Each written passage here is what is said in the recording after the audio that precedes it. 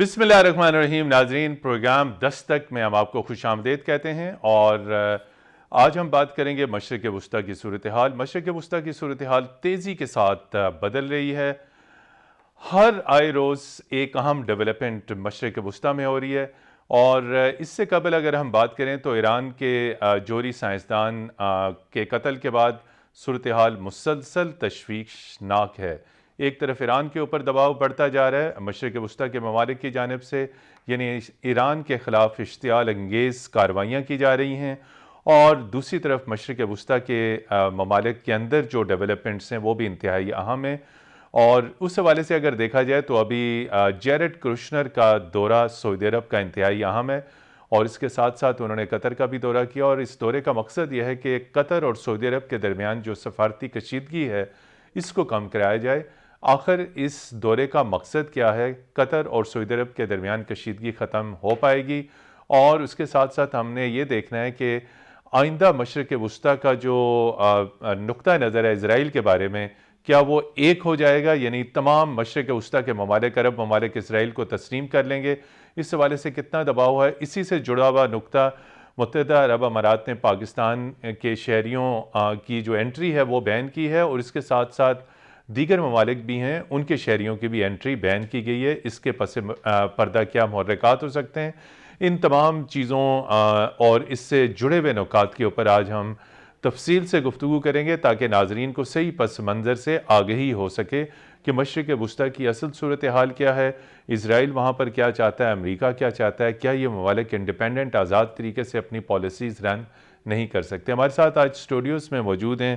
مشرق وسطیٰ کے ماہر اور بین الاقوامی ذرائع ابلاغ پر مشرق وسطیٰ کے حوالے سے بے باک اور انڈیپینڈنٹ تجزیے اور تبصرے دیتے ہیں منصور جعفر صاحب. منصور جعفر صاحب، آپ بہت طویل عرصے سے میڈیا کے ساتھ وابستہ ہیں، آپ کا بہت شکریہ. اور ہمارے ساتھ موجود ہیں ماہر بین الاقوامی امور ناصر شرائعی صاحب. ناصر شرائعی صاحب انٹرنیشنل ریلیشنز میں بھی خاص طور پر ان کی ایکسپرٹیز ہے مڈل ایسٹ، تو جو نقطے ہم نے اس وقت آپ کے سامنے بیان کیے ہیں اس کے اوپر ان کی انتہائی دسترس اور گرپ ہے. ناصر شرائعی صاحب، پروگرام دستک میں ہم آپ کو خوش آمدید کہتے ہیں. آپ کا بہت شکریہ. اور ہم سمجھتے ہیں کہ جیسے پہلے آپ برننگ ایشوز کے اوپر زبردست پروگرام کرتے ہیں، یہ بھی انہی میں سے ایک ہوگا. جی بہت شکریہ. منصور جعفر صاحب، امریکی صدر ڈونلڈ ٹرمپ کے معاون خصوصی جیرڈ کرشنر کا دورہ کتنا اہم ہے؟ انہوں نے قطر کا بھی دورہ کیا اور سعودی عرب کا بھی دورہ کیا، اور باقی جو نقطے ہم نے کیے ہیں وہ ہم ون بائی ون اس کے اوپر کریں گے. قطر اور سعودی عرب کے درمیان تناؤ تھا، تعلقات منقطع تھے، اور اس کو سفارتی تنہائی میں یعنی ڈپلومیٹک آئسولیشن بلکہ فزیکلی اسے بالکل کٹ آف کر دیا گیا تھا. باج کاٹ تھا ہر چیز، ہر لحاظ سے. جی بہت شکریہ. جی میں سمجھتا ہوں کہ اس وقت جو out going president Donald Trump ہیں، ان کے داماد اور ان کے مشیر خاص برائے مشرق وسطیٰ امور جو ہیں، جی ان کا جو دورہ سعودی عرب اور قطر جو ہے وہ انتہائی دور رس نتائج کا حامل ہے. اور اس کا جو امیڈیٹ آؤٹ کم ہمیں دیکھنے کو مل رہا ہے وہ قطر کا پچھلے 3 سال سے سعودی عرب کی قیادت میں جو گلف کنٹریز نے ایک بائیکٹ کر رکھا تھا، جی اس کے خاتمے کی راہ ہموار ہمیں ہوتی ہوئی دکھائی دے رہی ہے. اگرچہ اس وقت سارا کریڈٹ جو ہے وہ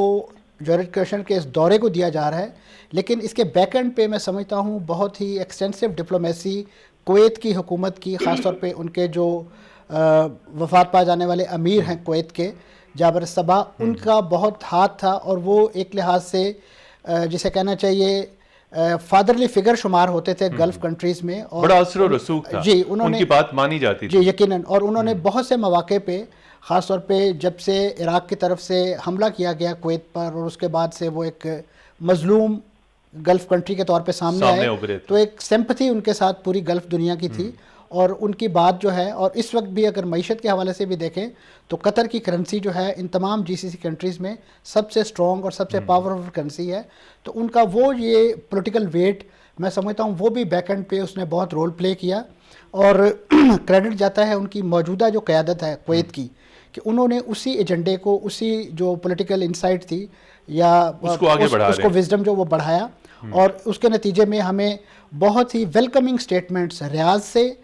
اور قطر دونوں کی طرف سے دیکھنے میں آ رہی ہیں. اور میں سمجھتا ہوں کہ بس وہ دن دور نہیں ہے کہ جب قطر کی وہ جو ایک بین الاقوامی تنہائی جس کے نتیجے میں قطر نہ صرف سفارتی طور پہ بہت تنہا ہو گیا بلکہ اس کی معیشت جو ہے اس کی ایئر لائن تک جو ہے وہ گراؤنڈ ہو گئی ہے جو دنیا کی بہترین ایئر لائن میں شمار ہوتی ہے. قطر ایئر لائن دنیا کی بہترین ایئر لائن تھی. تو یہ صورتحال اس وقت میں سمجھتا ہوں ایک ایمرج ہو رہی ہے اور بڑے پازیٹیو سائنز ہیں, اور اب آنے والے دنوں میں یہ کس انداز سے یا اس کی کیا ٹائم لائن ہے وہ ہمیں یقیناً جو ایشوز انفولڈ ہوں گے اس کے نتیجے میں ہم دیکھ سکیں گے. لیکن جی ناصر عباس شیرازی صاحب, آپ کیا سمجھتے ہیں کہ قطر اور سعودی عرب کے درمیان جو اس وقت ثالثی کرائی جا رہی ہے بظاہر امریکہ کی جانب سے, اور جس طرح ڈونلڈ ٹرمپ کے معاملے خصوصی رچرڈ کرشنر جو ہیں وہ دورے کر رہے ہیں, تو اس کے نتیجے میں آپ نہیں سمجھتے کہ جو ایران مخالف اتحاد تھا اس کو بہت شدید دھچکا لگے گا؟ دیکھیں, سب سے پہلے تو ہمیں یہ دیکھنا ہے کہ یہ الائنس یہ ٹوٹا کیوں تھا. قطر انیویٹیبل پارٹ تھا جی سی سی کا, بالکل, اور قطر جو ہے وہ ایک بہت بڑا انرجی سپلائر بھی ہے. قطر میں امریکی بیس بھی موجود ہے, لیکن جو ایک ایٹیٹیوڈ ہے, ہیجمونک سٹائل ہے کے ایس اے کے رولرز کا, ان کی وجہ سے انہوں نے ایسا انداز اختیار کیا کہ قطر کو وہاں سے اس الائنس سے بھی نکلنا پڑا, اور انہوں نے یہ ثابت کیا کہ اگر قطر ہمارے ساتھ نہیں چلتا تو اس کو اس کی بڑی بھاری قیمت ادا کرنی پڑے گی. تو قطر صرف اقتصادی محاصرے کا شکار نہیں ہوا, جغرافیائی محاصرے کا بھی شکار ہوا ہے, سائیکولوجیکل محاصرے کا شکار ہوا. اس کو ایسی ہیوملیٹنگ ٹرمز اینڈ کنڈیشن کے اوپر اس کو کہا جاتا تھا کہ آپ سرنڈر کریں, آپ الجزیرہ کو بند کر دیں, آپ ان چیزوں کے اوپر بات کرنا بند کر دیں, آپ فلاں موضوعات پہ حمایت کرنا بند کر دیں, ایران سے ڈس ایسوسیٹ کر دیں. یہ ساری چیزیں تھیں, اور اس کے علاوہ کچھ دیگر شرائط تھیں جو ان اناؤنس تھیں. قطر نے ان کو قبول کرنے سے انکار کیا, اور ان کا یہ خیال تھا کہ ہم قطر کو ایک جزیرہ بنا دیں گے, اور اس کا باقاعدہ اعلان بھی کیا گیا کہ سعودی عرب اور قطر کے درمیان جو تھوڑا سا, چونکہ واحد زمینی رستہ وہ یہ والا ہے, تو اس کو ہم ایک پانی کی نہر کی صورت میں ان کو ایک جزیرے کی شکل دے دیں گے, اور ایک ملک والا جو اسٹیٹس ہے اس کو اور منیمائز کر دیں گے. اس کے علاوہ ان کا یہ خیال تھا کہ اقتصادی جو وہ کیا ہے تو قطر کے پاس الٹرنیٹیوز نہیں ہیں, غذا اور خوراک کی تنگی کے شکار ہو گے اور وہ سرنڈر کریں گے. لیکن قطر کا ایک مسئلہ یہ ہے کہ قطر ایک اچھی جیوگرافی بھی رکھتا ہے, اس کا ساؤتھ پارٹ جو اس کا سب سے بڑا انرجی ریزروائرز ہیں وہ ایران کے ساتھ مشترک ہے, اور وہاں وہ ایران کے ساتھ کسی بھی لڑائی کا متحمل نہیں ہے. اس کے علاوہ وہ خود امریکہ کے ساتھ ڈائریکٹ ڈیل کرتا ہے, وہاں پر امریکہ کے اڈے ہیں, اور وہ امریکہ بھی اپنا اڈا وہاں سے نہ چھوڑ سکتا ہے, اور نہ ہی قطر جو ہے وہ یہ چاہے گا. تو وہ ایک آلٹرنیٹو لیڈرشپ کے طور پہ ایمرج کیا ہے گلف کے اندر. اس کی وجہ سے جو جی سی سی کے اندر ان کی بادشاہی تھی اور امریکن انٹرسٹ کو جس طریقے سے آگے بڑھانا تھا وہ پریکٹیکلی فیلئر کا شکار ہوا ہے. ود ان 24 آورز جو قطر کی مارکیٹس ہیں وہ ایرانی پروڈکٹ سے بھر گئی تھی, جبکہ وہاں ایک بڑا پینک تھا اور لوگوں نے چند منٹ کے اندر اپنی مارکیٹیں خالی کر دی تھی, چونکہ پوری دنیا سے ان کی پورٹس بند ہو گئی تھی, اور ان کے سمندری رستے, زمینی اور اس کے فضائی رستے بند کر دیے گئے تھے, ان کے زمینی رستے بند کر دیے گئے تھے, حج کے اوپر پابندیاں لگا دی گئی, سعودی شہریوں کی نقل و حمل پہ پابندی لگا دی گئی, قطر ایئر لائنس کو جو ہے وہ بڑا سیٹ بیک دینے کی کوشش کی گئی. لیکن ان ساری چیزوں کے باوجود وہ کامیاب نہیں ہو سکے ہیں, اور قطر کی جو ایل این جی یا مختلف ممالک کے اندر اس کی ایکسپورٹس جاری ہیں. وہ جو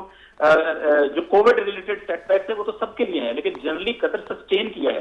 قطر کی مارکیٹ, قطر کی انٹرنل پالیٹکس اس سے اور زیادہ بڑی ہے, اور قطر کا ایون میں کہتا ہوں ریجن کے اندر بھی انفلوئنس بڑا ہے, کم نہیں ہوا ہے. قطر کا سیریا کے اندر انفلوئنس بڑا ہے, قطر کا عراق کے اندر انفلوئنس بڑا ہے, قطر کا پاکستان کے اندر جو بڑا ایک الائی تھا, پاکستان ابھی بھی ایل این جی وہاں سے امپورٹ کر رہا ہے, پاکستان اپنی افرادی قوت کے حوالے سے آلٹرنیٹو قطر کو دیکھ رہا ہے. تو قطر سسٹین کرتا ہے, لہذا قطر کو دوبارہ مینج کرنا امریکن انٹرسٹ میں ہے, تاکہ اس پورے ریجن کے اندر جو وہ فضا بنا رہے ہیں اور اس کو اینٹی ایران ایک ریجن ڈیولپ کرنا چاہ رہے ہیں, اور یہاں اسرائیل کو فزیکل ایکسیس دینا چاہ رہے ہیں, اس کے لیے قطر کا معاملہ ان کی نگاہ میں حل ہونا بڑا ضروری ہے, اور اس کے لیے ابھی ان کے پاس ٹائم نسبتاً کم ہے. لہذا بڑی اچھی ٹرم استعمال کی ہے منصور صاحب نے کہ یہ آؤٹ گوئنگ پریزیڈنٹ کی بات ہے, یہ امریکن پریزیڈنٹ کی بات نہیں, یہ آؤٹ گوئنگ پریزیڈنٹ کی بات ہے. تو وہ اپنے انفلوئنس کو میکسیمم یوٹیلائز کر کے وہ چاہ رہا ہے کہ جانے سے پہلے کم از کم ان معاملات کو اس جگہ پر پہنچا دیں کہ اسرائیل کو یہاں پر فزیکل ایکسیس بھی ہو جائے, اور اسرائیل کو جو سائیکولوجیکل مشکلات ہیں ایٹ ہوم اور ان کے جو پولیٹیکل فیلئرز ہیں اپنے ریجن کے اندر, ان کو اوور کم کرنے کے لیے وہ اس فضا کے ذریعے سے استفادہ کر لے. تو یہ بنیادی پلان ہے, لیکن میری نگاہ میں یہ اتنا آسان نہیں ہے. اس کی ایک وجہ یہ ہے کہ جو ریلیجیو پولیٹیکل اور ریلیجیس آرگنائزیشن ہیں مختلف علاقوں کے اندر، بالخصوص سیریا میں، عراق میں، دیگر جگہوں کے اندر، وہاں ان کا کلیش آف انٹرسٹ بہت شدید ہے. اسی طریقے سے KSK کی جو لیڈرشپ ہے اس کا اور قطر کی لیڈرشپ کے درمیان بھی بہت بڑا گیپ پایا جاتا ہے جو آسانی سے برج ہونے والا ایون امریکن لیڈرشپ کے اندر نہیں ہے آسانی. اسی طرح قطر کا یہ جو انٹرسٹ ہے کہ اس کا ساؤتھ پاس کے ساتھ، ایران کے ساتھ لنک ہے، اور وہاں پر وہ کوئی ڈسٹیبلائزیشن افورڈ نہیں کر سکتا کیونکہ اس کی اونلی لائف لائن جو ہے وہ ان کے یہ انرجی ریزروائرز ہیں. تو اس لحاظ سے بھی وہ مشکل میں ہے. اور بالآخر یہ تمام ممالک، قطر ہو، UAE ہو یا بحرین ہو، یہ بنیادی طور پہ تو یہ سمجھتے ہیں کہ ہمارا جو جیوگرافی ہے اور ہمارا جو سائز ہے وہ اتنا چھوٹا ہے اور ہم اتنے ولنریبل ہیں کہ ہم ایران کے ساتھ کوئی لڑائی افورڈ بھی نہیں کر سکتے. لیکن چونکہ انہوں نے اپنی فارن پالیسی کو امریکہ کے ساتھ کہیں نہ کہیں نفی کیا ہوا ہے، اس وجہ سے ان کے انٹرسٹ کو ان کو سرو بھی کرنا پڑتا ہے، چونکہ ان کے اندر ظاہر ہے اس میں کوئی ریولیوشنری انداز تو نہیں ہے کہ وہ اس طرح کی سینکشن کے مقابلے میں سوچ بھی نہیں سکتے ہیں کہ وہ اسٹے کریں. لہذا وہ امریکن بلاک کو چھوڑ بھی نہیں سکتے ہیں، ان کو فالو بھی کرتے ہیں، لیکن آن گراؤنڈ ان کے لیے تمام ممالک کے لیے ایک پیج کے اوپر آ کر ایک اینٹی ایران بلاک بنانا اور پرو اسرائیل بلاک بنانا یہ اتنا آسان نہیں ہے. اور میری ریکمنڈیشن یا میری ابھی جو آپ کہہ سکتے ہیں کہ پولیٹیکل اینالسٹ ہے، انالیسز ہے، اس کے مطابق قطر اور کویت ابھی اس بلاک میں اس طرح نہیں جا رہے جس طریقے سے UAE، بحرین اور سعودی عرب کھڑے. جی منصور جعفر صاحب، جب 1968 کی عرب اسرائیل وار ہوئی، اس کے بعد پھر OIC کی تشکیل پائی، بیت المقدس کو جب آگ لگی، قبلہ اول کو، اس کے بعد پھر عہد و پیمان ہوئے بند کمرے کے اجلاس میں کہ امت واحدہ ہوگی، ڈٹ کے اسرائیل کا مقابلہ کریں گے. آخر یہ کیا وجہ ہے کہ ایک کے بعد دوسرا اسلامی ملک، اور یہ وہ خاص عرب بولنے والے، عرب ثقافت والے، اور اس عہد و پیمان میں بند کمرے کے اجلاس میں تھے جب یہ طے کیا گیا، OIC کی تشکیل پائی کہ فلسطین کے اوپر کوئی کمپرومائز نہیں ہوگا، بیت المقدس کے اوپر کوئی کمپرومائز نہیں ہوگا. اس کے بعد دیکھتے چلے آ رہے ہیں جب سے OIC بنی، اور اس کے بعد کم و بیش مور دین 46-47 ایئرز، آج وہ امت مسلم کا جو اتحاد کا شیرازہ ہے وہ بکھر چکا ہے، اور اسرائیل کو جس اسلامی ملک سے خطرہ تھا وہ سب اس کے اتحادی بن چکے ہیں. یہ ہوا کیا؟ میں سمجھتا ہوں کہ یہ ایک بہت پازیٹیو ڈیولپمنٹ تھی جو خاص طور پہ اسلامی تعاون تنظیم جو پہلے اسلامک کانفرنس کہلاتی تھی، بالکل اس کی تشکیل پائی، اور اس کا جو محرک تھا وہ مسجد اقصیٰ مبارک جو ہے اس میں آتش زدگی کا واقعہ تھا، جو ایک نام نہاد پاگل آسٹریلوی جسے کہا گیا کہ اس کی ایک کارروائی قرار دیا گیا کہ اس کی طرف سے یہ ایکٹیویٹی کی گئی ہے، اور اسی طریقے سے اس پہ پھر پردہ پوشی کرنے کی کوشش کی گئی اس مجرمانہ فعل پر. تو اس کے نتیجے میں امت مسلمہ میں کم از کم اتنی بیداری ضرور ہوئی کہ انہوں نے ایک اپنا پلیٹ فارم جو ہے اس پولیٹیکل آرگنائزیشن بنائی، جی سیاسی ایک تنظیم بنائی، اور بہت سالوں تک وہ غیر مؤثر ہے، بہت سالوں تک کم از کم وہ قراردادوں کی حد تک اپنی ایگزسٹنس شو کرتی رہی. اس کو تھوڑا سا ایک پریکٹیکل شیپ ہمارے ہاں پاکستان میں دینے کی کوشش کی گئی کہ جب یہاں اسلامی سربراہی کانفرنس بھٹو صاحب نے کنوین کی تو وہاں پہ ہمیں ایک جسے کہنا چاہیے وہ ہم مصطفی ترانوں کے جلو میں یاسر عرفات صاحب بھی وہاں نظر آئے، وہاں پہ ہمیں حافظ الاسد صاحب بھی نظر آ رہے ہیں، قذافی صاحب نظر آ رہے ہیں، اور ان کی پھر یہاں پہ جو دوستی کی اور ان کی جو عہد و پیمان کی یادیں کبھی ہمیں قذافی اسٹیڈیم کی شکل میں نظر آتی ہیں، کبھی ہمیں فیصل مسجد کی شکل میں نظر آتی ہیں. تو یہ ساری چیزیں ہمیں دیکھنے کو ملی. لیکن بدقسمتی سے جو محرک اس تنظیم کے بنانے کا تھا، وقت گزرنے کے ساتھ ساتھ وہ تاکہ نسیاں پہ رکھتے گئے ہم.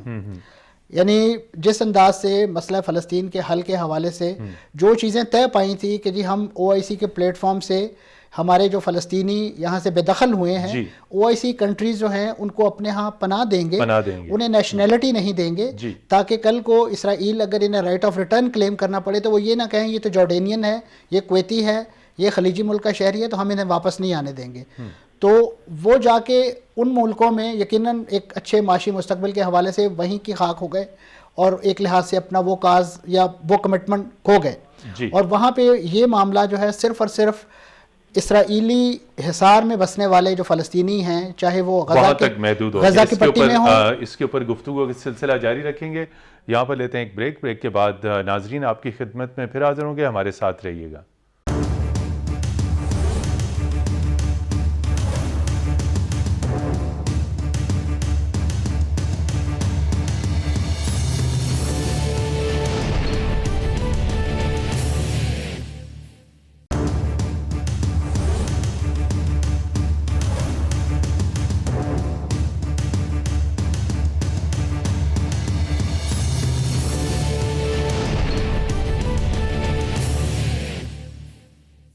جی ناظرین، پروگرام دستک میں ایک مرتبہ پھر خوش آمدید، اور ہم گفتگو کر رہے ہیں مشرق وسطیٰ کی بدلتی ہوئی صورتحال، اور مہمانوں کی جانب بڑھنے سے پہلے ہمیں ٹیلی فون لائن پر جوائن کیا ہے سینئر دفاعی تجزیہ کار بریگیڈیئر ریٹائرڈ سعد نذیر صاحب نے۔ سعد نذیر صاحب، مشرق وسطیٰ کی صورتحال کا ہم ذکر کر رہے ہیں، آپ کیا سمجھتے ہیں کہ یہ جو اتنی تیزی کے ساتھ تمام تر ڈیولپمنٹس ہو رہی ہیں، اسرائیل کے رابطے ہو رہے ہیں، اس کے ساتھ ساتھ امریکہ کے صدر کے خصوصی جو معاون خصوصی ہیں جیرڈ کرشنر، ان کا سعودی عرب اور قطر کا دورہ ہوا ہے، آخر اسٹریٹجک ٹارگٹس کیا ہیں؟ پورے مڈل ایسٹ کو اسرائیل کے لیے نیوٹرل کرنا ہے، تجارت بنانی ہے، یا اور کوئی چھپے ہوئے مقاصد ہیں؟ دیکھ لو، جہاں تک امریکی مفادات کا مرکزی نقطہ ہوتا ہے اسرائیل کے مفادات کا، اور جہاں تک اسرائیل کا تعلق ہے تو اسرائیل جو ہے وہ امریکہ کی ایک ایکسٹینشن ہے، اور وہ ایکسٹینشن اس حد تک ہے کہ باقی اسٹیٹ ایک طرف، اسرائیل دوسری طرف۔ تو جہاں تک ان کے اسٹریٹجک تعلقات ہیں یا ان کے جو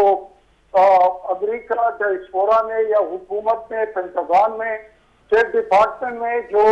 ان کی سے ہے اسرائیل کی یا جوش لابی کی، اتنے کسی کی بھی نہیں ہے۔ تو اس لحاظ سے اگر دیکھا جائے تو ٹرمپ نے جو وعدے کیے تھے، اور اس کے علاوہ جو اس نے جس طریقے سے کیا بحرین کو، اس کے علاوہ یو اے ای کو، اور اس کے علاوہ یہاں تک کہ سوڈان کو، اور تو لگتا یوں ہے کہ یہ بس تو ٹائم کی بات ہے، اور ٹائم جس کا وقت گزرتا جائے گا رفتہ رفتہ ایک ایک کو جو اسرائیل کی لڑائی ہے اس میں پڑو لیں گے۔ اور میں کرنے کہ جب سعودی عرب کی بھی بات ہوئی کہ ظاہر ہے وہ بڑا ملک ہے اور ایک اسٹیٹمنٹ ہے اسلامی دنیا میں، اور خصوصاً ان کی جو عزت ہے وہ حرمین شریفین کی وجہ سے ہے۔ اور دوسری بات یہ کہ گلف اسٹیٹ ہے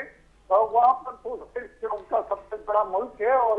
اسی کی وجہ سے جو گلف کی پالیسی ہے وہ ادھر سے لیتے ہیں۔ لیکن اگر ان کا ساتھ کارنر ہے اور وہ بھی چھوٹے ممالک کو آگے کر کے تسلیم کرنے کا ایک سلسلہ شروع کیا ہے، تو میرے خیال میں کہ اب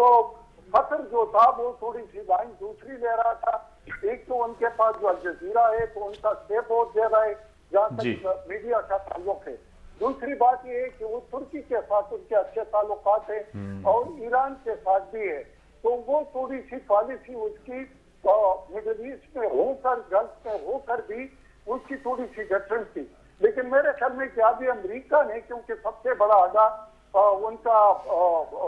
قطر میں ہے اور دائرے کے ان کے اثرات بھی ہے، تو ابھی امریکہ نے اس کو بھی رام کرنا اور ان کو اپنے طرف پر، اور سعودی عرب کے ساتھ ان کے جو تعلقات میں کشیدگی تھی، یو اے ای کے ساتھ کشیدگی تھی، اور اس کو دور کرنے کی کوشش کر رہے ہیں، اور ساتھ ساتھ اس کو بھی اس بات کا آمادہ کر رہے ہیں کہ وہ بھی اسرائیل کو تسلیم کرے، کیونکہ مصر کے حوالے سے، اقوام المسلمین کے علاوہ حوالے سے، فلسطینین کے بارے میں اور ان کا موقف بالکل مختلف ہے۔ جی بہت شکریہ۔ ٹیلی فون لائن پر ہمارے ساتھ موجود ہے بریگیڈیئر ریٹائرڈ سعد نذیر صاحب۔ منصور جعفر صاحب، آخر یہ جو جتنی تمام تر ڈیولپمنٹس ہو رہی ہیں، آپ سمجھتے ہیں کہ جو ہے اسرائیل اور امریکہ جس طریقے سے وہاں اپنے تیزی کے ساتھ اپنے اسٹریٹجک اور ڈپلومیٹک رابطے بنا رہے ہیں، قطر کے بعد ایران کو سفارتی اعتبار سے اس کو فزیکلی اس کو بھی آئسولیٹ کیا جا سکتا ہے؟ یقیناً جی، اس وقت تو ایران اور قطر کے درمیان مضبوط تعلقات ہیں۔ جی یقیناً اس وقت جو امریکن اور خاص طور پہ اسرائیل کا جو لارجر ایجنڈا ہے ایران کے حوالے سے، وہ تو ہمیں بڑا ہی وائلنٹ اس کی انفولڈنگ نظر آ رہی ہے۔ خاص طور پہ ابھی ریسنٹلی جو ایرانی نیوکلیئر سائنٹسٹ محسن زادہ جو ہیں، ان کا قتل وہاں ہوا ہے، بڑا ہائی پروفائل مرڈر ہے قاسم سلیمانی کے بعد جو ان کے سفر، اور اس کے ساتھ ساتھ اس کے 2 دن بعد ہی ان کے ایک پاسداران انقلاب کے ایک کمانڈر جو ہیں ان کو بھی سیرین بارڈر پر جو ہے عراق سیرین بارڈر کے قریب نشانہ بنایا گیا ہے۔ اور اس سے پہلے اگر آپ کے علم میں ہو کہ یکے بعد دیگرے ان کی جو مختلف سیکورٹی انسٹالیشنز ہیں، خاص طور پہ جس کے کسی نہ کسی طریقے سے ایکسٹینشن نیوکلیئر سائٹس کے ساتھ ملتی ہیں، وہاں پہ آتش زدگی کے واقعات، دھماکوں کے واقعات یکے بعد دیگرے آپ کو دیکھنے کو ملتے ہیں۔ یہ بہت سگنیفیکنٹ ہے، تو اس کے لنکیجز ملتے ہیں، اور اس میں گریجولی یعنی انٹینسٹی بڑھتی گئی، اور آخری جو آپ کہہ لیجئے اس کا جو ہمیں فال آؤٹ دیکھنے کو ملا وہ نیوکلیئر سائنٹسٹ کے قتل کا تھا۔ تو اس کے بعد جو وہاں پہ ایران پر ایک لحاظ سے جو دباؤ ہے وہ بہت زیادہ بڑھ گیا ہے، کیونکہ جو نئی امریکن انتظامیہ ہے انہوں نے جس انداز سے اپنے انتخابی وعدوں میں اور کمٹمنٹس میں یہ بات کی ہے کہ وہ ایران کے ساتھ وہ جو نیوکلیر معاہدہ ہے اس کو ریڈو کرنے کے ریڈو کریں گے اس کو، اور کشیدگی کم کریں گے. اور یہ جو اس وقت خلیج کے اندر اور خاص طور پہ مڈل ایسٹ کے اندر جو ڈپلومیسی جاری ہے وہ سعودی عرب کی قیادت میں، اس کا منتہا اور مقصود بھی یہی ہے کہ اگر ایران کے ساتھ یہ نیوکلیر معاہدہ کیا جاتا ہے تو اس میں وہ شرائط ضرور شامل کی جائیں کہ جس میں ایران کے بیلسٹک میزائل جو ہیں ان پر پابندی لگائی جائے اور ایران کو مزید ایک لحاظ سے اکنامک جکڑ بندیوں میں باندھا جائے، تاکہ ایران کے جو ایکسپینشن ڈیزائن ہیں جس انداز سے وہ جوہری اور میزائل پروگرام کے جو ان کو کنٹین کیا جائے، کیونکہ یہ ان کا اس معاہدے میں شامل نہیں تھا. جو اب یہ نئی شکیں شامل ہو سکتی ہیں، اس پر الگ سے آپ سے سوال کریں گے. ناصر شیرازی صاحب، جس طریقے سے منصور جعفر صاحب کہہ رہے ہیں کہ اگر اس وقت بائیڈن انتظامیہ یقینی طور پہ اب آلموسٹ چند ہفتے رہ گئے جب وہ اپنی ذمہ داریاں سنبھالیں گے، اور یقینی طور پہ جو بائیڈن انتظامیہ ان کی مشرق وسطیٰ کے بارے میں ٹرمپ کی جو پالیسی تھی وہ یقینی طور پہ ان سے وہ مختلف ہوگی. ابھی جس طرح منصور جعفر صاحب نے کہا کہ ان کے جو جوہری سائنسدان ہیں ان کا قتل کیا گیا، آپ کیا سمجھتے ہیں کہ ایران دوبارہ اپنے جوہری پروگرام پہ، اپنے میزائل پروگرام پہ، ان تمام تر دباؤ چیزوں ان کے اوپر کمپرومائز کر پائے گا؟ دیکھیں، ایران کے ساتھ جو ٹرمپ کی اسٹریٹجی تھی میکسیمم پاور پریشر کی ایگزرٹ کرنے کی، وہ بالآخر ایک فیلئر سے دوچار ہو چکی ہے، ان دا سینس کہ نہ تو ایران کو وہ اپنے ایٹمی پروگرام کو محدود کرنے پہ مجبور کر سکے ہیں، اور نہ ہی فارن افیئرز میں ایران جو ہے اس نے فلسطین کے مسئلے کو یا اسی طریقے سے اس کے جو ایکسیسز ہیں سیریا کے اندر، لیبنان کے اندر، عراق کے اندر یا حتیٰ یمن کے اندر، وہاں کوئی کمی آئی ہے. تو ظاہر ہے کہ اس لحاظ سے، اور پھر آن گراؤنڈ بھی اگرچہ وہ بہت بڑی ایسیسینیشن ہوئی ہے قاسم سلمانی کی، لیکن اس سب کے باوجود بڑے پیمانے کی یونٹی جو انٹرنل دیکھی گئی ہے وہ ایران کے اندر اس کے بعد دیکھی گئی ہے. تو ایٹ ہوم وہ اس لحاظ سے اپنے آپ کو زیادہ اسٹرینتھ فیل کر رہے ہیں. اب یہ جو دوسرا فیز ہے، اس فیز میں چونکہ ایران کی طرف سے ایک سٹینڈ لیا گیا ہے انتقام سخت کا، اور ایران کی ایک خوبی یہ ہے کہ وہ اپروپریٹ ریسپانس دیتا ہے اور پچ اپنی سلیکٹ کرتا ہے، دوسروں کی پچ پہ نہیں کھیلتا. مثلا پچھلے مرحلے میں جب ایران نے یہ کہا کہ ہم ملٹری ریسپانس دیں گے، جس ملک سے ہم پہ حملہ ہوا ہے اس ملک پہ ریسپونڈ کریں گے، اور جس طرح کا اٹیک ہوا ہے اس طرح کا اٹیک بھی کریں گے، تو انہوں نے بہرحال عین الاسد کے اوپر اس طرح کا اٹیک کر کے اس پورے ریجن میں ایک خطرے کی گھنٹی بجا دی کہ عراق تو آپ کا الائی ہے، اور عراق جو ہے الائی ہونے کے باوجود ایرانی میزائلوں کی زد سے، اور سب سے بڑا اسٹریٹجک جو ان کا بیس ہے امریکہ کا، اگر وہ محفوظ نہیں رہ سکتا ہے، اور وہ تو مڈ ڈیزرٹ کے اندر صحرا ہے، تو ایرانی جو میزائل پروگرام ہے یا ان کی جو بیلسٹک میزائل کی ٹیکنالوجی ہے اس کو ان کا میزائل ڈیفنس سسٹم نہیں روک سکا. تو آیا قطر کے اندر یہ پاسبل ہے، آیا دیگر ان چھوٹے کنٹریز کے اندر یہ پاسبل ہے کہ جن کنٹریز کی اپنی انسٹالیشنز بہت محدود ہیں اور ان ممالک کی ولنریبلٹی بہت زیادہ ہے، کہ اگر ان کے اپنے فرض کرے جب ایوری تھنگ از فیئر ان وار اللہ مثلا کہتے ہیں، اگر ان کے ایئرپورٹ ہی فرض کرے کسی طور ہٹ ہو جائے تو یہ تو مینورنگ کے قابل بھی نہیں رہیں گے. تو ایران نے بڑے سکسیسفلی اپنے آپشنز چوز کیے ہیں، اور ظاہر ہے ایک بڑی جنگ ہے، اس میں انہیں ایٹ ہوم نقصان اٹھانا پڑا ہے. یہ جو ابھی سائنٹسٹ کا مرڈر ہوا ہے یہ بھی ایک بڑی ایسیسینیشن ہے، بڑا قتل ہے، اور ایک بڑا میسج ہے ایران کو. یہاں پر ہم لیں گے ایک بریک، اور بریک کے بعد جب واپس آئیں گے تو ہم سوال کریں گے اپنے دونوں ماہرین سے کہ پاکستان جو امت مسلمہ کا ایک فرنٹ لائن سٹیٹ ہے، اگرچہ کہ نان عرب کنٹری ہے، لیکن اسلامی دنیا میں پاکستان کا ایک بہت گہرا اثر و رسوخ ہے. اس ساری صورتحال میں پاکستان کا کیا کردار ہو سکتا ہے؟ لیکن یہاں پر لیتے ہیں ایک بریک کے بعد آپ کی خدمت میں پھر حاضر ہوں گے. ہمارے ساتھ رہیے گا.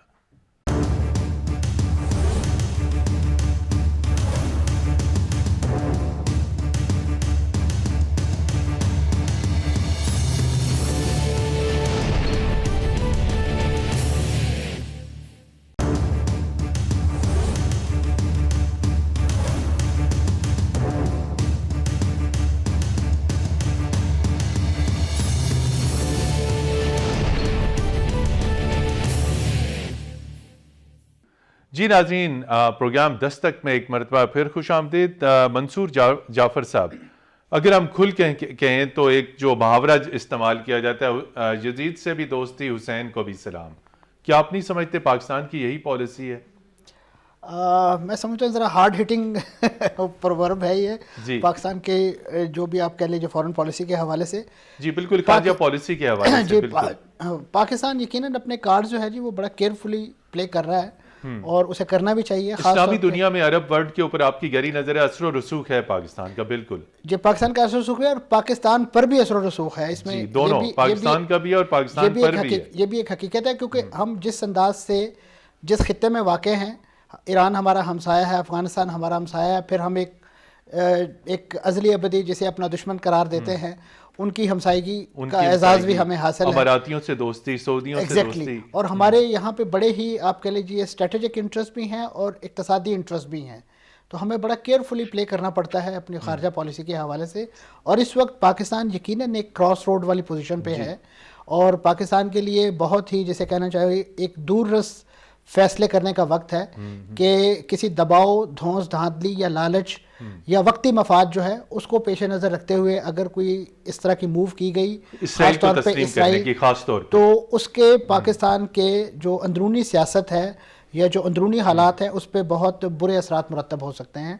اور خاص طور پہ ہمیں یہ ضرور ذہن میں رکھنا چاہیے خارجہ پالیسی کے حوالے سے اسرائیل کو تسلیم کرنے کا فیصلہ کہ جن ممالک نے اس کو پہلے تسلیم کیا ہے، میری مراد اردن اور مصر، ان سے ہے خاص طور پہ، کیونکہ ان کے بارے میں یہ کہا جاتا تھا کہ انہیں بڑے معاشی دلدر دور ہوئے ہیں، انہیں بڑے معاشی فوائد حاصل ہوئے ہیں.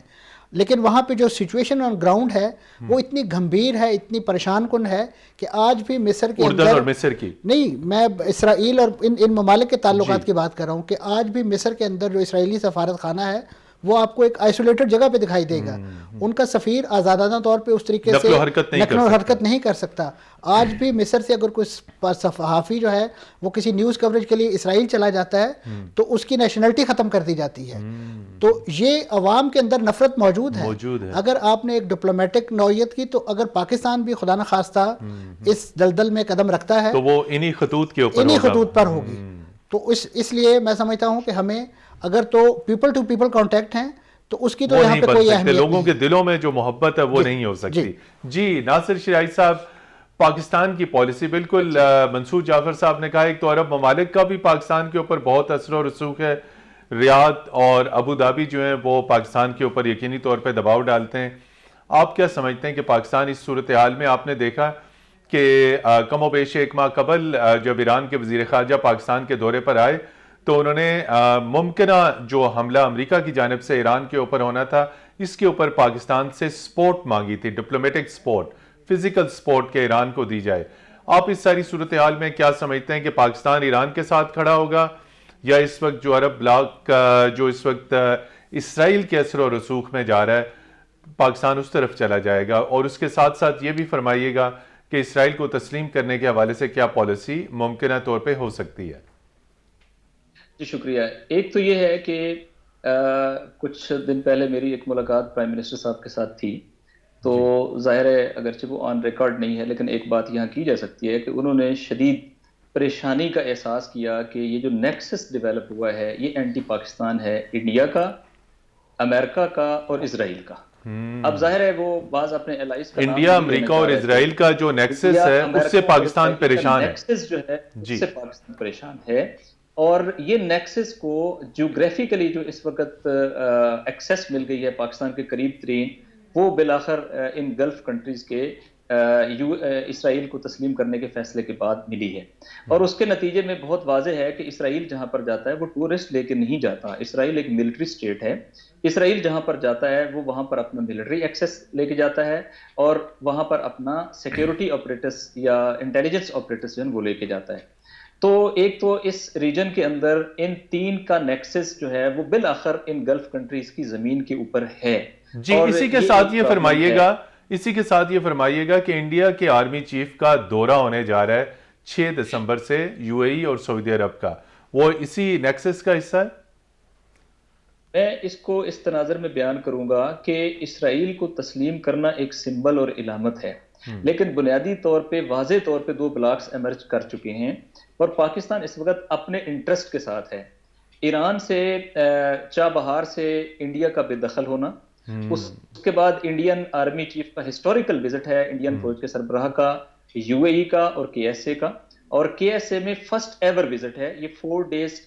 بڑا امپورٹنٹ وہ ان کا وزٹ کاؤنٹ کیا جا رہا ہے انٹرنیشنل سینیریو میں. تو اس کا مطلب ہے کہ یہ جو دونوں بلاکس کی ایفیلیشنز ہیں وہ اور گہری ہوتی جا رہی ہیں، اور اس بلاک میں جس کو امریکہ لیڈ کرے گا، یہ بلاک بلاخر پاکستان میں سی پیک کو اور چائنا کی کنٹینمنٹ بھی پاکستان کے اندر دیکھتا ہے، لہٰذا ڈی اسٹیبلائز کرنا پاکستان کو ممکن ہے اس بلاک میں. کم از کم امریکہ اور انڈیا اور اسرائیل کی خواہش تو 100% ہے، اور اگر فرض کریں کہ بعض مسلم ممالک بھی ان کے اس خواہش میں ان کے ساتھ پارٹیسپیٹ کریں تو ظاہر ہے پاکستان کے لیے تھریٹس جو ہیں وہ ادھر سے بڑھ جائیں گے، اور پاکستان کی نیچرل ریلائنس جو ہے وہ بڑھ جائے گی چائنا کے اوپر اور ایران کے اوپر، اور بالآخر پاکستان اپنے پڑوسیوں کے ساتھ کنفرنٹیشن کا متحمل نہیں ہے. لہٰذا پاکستان اس کو انڈرسٹینڈ کر رہا ہے کہ وہ اپنے ملک کو کسی کے لیے پلے گراؤنڈ بنانے کی اجازت نہیں دے گا، اور یہی اس وقت پاکستان کی فورن پالیسی کے اندر انڈیکیٹ کر رہی ہے چیز. پاکستان کو اپنے 22 کروڑ عوام کو مینج کرنا ہے. پاکستان صرف اپنے چند گلف الائز کو نہیں دیکھ سکتا، پاکستان کی اپنی ایک ہسٹوریکل لیگیسی ہے. پاکستان کا پہلے دن سے فلسطین کے اوپر اور کشمیر کے اوپر ایک سٹینڈ رہا ہے. تو میرا نہیں خیال کہ پاکستان کے لیے اس طرح کا کوئی اقدام یا حتیٰ اس اقدام کی طرف پیش رفت بھی پاکستان میں کسی بھی حکمران کے لیے بالکل یہ خود کشی کے کر سکتے ہیں. بالکل جی منصور جعفر صاحب جی ہونے جا رہی. اور دوسرا یہ کہ یہ گروپس جو ہیں، یہ دونوں بلاکس جو ہیں، یہ ڈے ٹو ڈے اور زیادہ واضح ہوتے جا رہے ہیں اور مضبوط ہوتے جا رہے ہیں. یہ ول کہ پاکستان کو ریجنل بلاک میں جانا ہے، اور اس ریجن کے اندر جس میں بھی ایک گریف کی بات چل رہی ہے، گولڈن رنگ جو اکنامک فورم بن رہا ہے جس میں رشیا ہے، چائنا ہے، پاکستان ہے، ایران ہے، ترکی ہے، تو اس ریجن کے اوپر انٹر ڈیپینڈنس جو ہے نا وہ بڑھ رہی ہے. اور یہ ریجن جو ہے فارچونیٹلی ایسا ہے کہ یہ ان تمام پہلوؤں پہ ملٹریلی، پولیٹیکلی، سوشلی اور اکنامکلی یہ سروائیو کرنے کی پوزیشن میں ہے. تو ایک ان اناؤنسڈ بلاک، ایک ان اناؤنسڈ بلاک از دیئر. بہت شکریہ. ان اناؤنسڈ ہی رہے گا چونکہ یہ میوچل انٹرسٹ کے اوپر بیس کر رہا ہے، اور میرا خیال یہ فارمیشن تیزی سے بڑھ رہی ہے جی، اور یہ اس طرف جا رہے ہیں. جی منصور جعفر صاحب، پاکستان کے پاس کوئی اور آپشن ہے نہیں. نیوٹرل پوزیشن برقرار رکھے اور کسی اور کے ایس او کو بھی مینج کرے، لیکن ایران کے ساتھ وہ کسی اینیمیٹی میں جانا اس کو متحمل پاکستان نہیں ہے. اور پاکستان اس ریجنل بلاک میں اپنا پاورفل کردار ادا کرنے کے لیے تھرو سی پیک فیوچر کے لیے تیار ہو رہا ہے. یہ وقت اس سمت میں ہمیں لے کے جا رہا ہے. جی منصور جعفر صاحب، یہ جو انڈو اسرائیلی نیکسس ہے اور یہ جو انڈین آرمی چیف کا جو وزٹ ہو رہا ہے، تو یہ یقینی طور پہ پاکستان کے خلاف اس میں یقیناً اس کے اشارے ہمیں دیکھنے کو ملے ہیں. ماضی میں آپ کو یاد ہوگا کہ یو اے کی طرف سے کچھ ممالک کے ویزوں پہ پابندی لگائی گئی جس میں پاکستان بھی شامل ہے. اور اس کے پس پردہ کیا کہانی ہے کہ اسرائیلی سیاحوں کو تحفظ دینا ہے؟ اس کے اگر آپ اس سے پہلے ایک جو حکومتی ایک عہدیدار ہیں، جو مشیر ہیں وزیر اعظم پاکستان کے مشرق وسطیٰ کے حوالے سے، طاہر اشرفی صاحب، اگر آپ ان کا ایک بیان آپ کے ذہن میں ہو جس میں انہوں نے توجہ دلائی تھی خاص طور پہ ہمارے اوورسیز پاکستانی جو گلف کنٹریز میں ہیں، انہیں یہ کہا تھا کہ وہ وہاں کی جو داخلی سیاست ہے، جو خارجی سیاست ہے، اس پر تبصرہ نگاری یا اس پر، کیونکہ ظاہر ہے وہ بڑے کاسموپولیٹک کلچر میں کام کرتے ہیں تو ان کا وہاں ممکن ہے کہیں اسرائیلیوں سے بھی انٹریکشن ہوتا ہو، تو اس نوعیت کی پالیٹکس میڈلنگ سے جو ہے انہیں دور رہنے کا مشورہ دیا گیا تھا. تو یقیناً یہ ایک دباؤ کا انڈیکیشن ہے کہ وہاں پہ غیر سرکاری چینل یا سرکاری چینل سے اس نوعیت کا دباؤ ہے، اور اسے انہوں نے ایک لحاظ سے ویزا انٹری بین کر کے پاکستان کو ڈسپلیئر سرو کیا. جی بالکل. ناظرین، اس موضوع کو اگر ہم یہاں پر کنکلوڈ کریں تو یقینی طور پہ مشرق وسطیٰ کی جو بدلتی بھی صورتحال ہے اس پہ ابھی ہم یہ نہیں کہہ سکتے کہ اس وقت جو اسرائیل کی پالیسی ہے مشرق وسطیٰ کے بارے میں، ایران کو آئسولیٹ کرنا اور پورے مڈل ایسٹ کو اپنے حصار میں لینا، اپنا کیپچر کرنا، یہ اس کے لیے ممکن نہیں ہوگا. اور دوسرا، اس ساری صورتحال میں پاکستان کا ممکنہ طور پہ کیا کردار ہو سکتا ہے، چونکہ عرب ممالک اسلامی دنیا کا حصہ ہیں اور پاکستان اور عرب ممالک OIC کا حصہ ہیں. پاکستان کو اپنے انٹرسٹ بھی دیکھنے ہوں گے. انڈین آرمی چیف کا دورہ ہونے جا رہا ہے UAE اور سعودی عرب کا. یقینی طور پہ جس طرح ناصر شاہی صاحب نے کہا کہ اسرائیل اور بھارت اور امریکہ کا یہ جو نیکسس ہے، یقینی طور پہ یہ پاکستان کے لیے انتہائی پریشان کن ہے. پاکستان کو اپنے جو کارڈز ہیں انتہائی کیئرفلی کھیلنے ہوں گے، چونکہ اس کے پڑوس میں ایک بہت بڑا دشمن بیٹھا ہوا ہے، اس دشمن کے وار سے بھی بچنا ہے، اسلامی دنیا کے ساتھ بھی اپنے تعلقات برقرار رکھنے ہیں۔ پروگرام دستک کی ٹیم کو اجازت دیجیے، خدا حافظ۔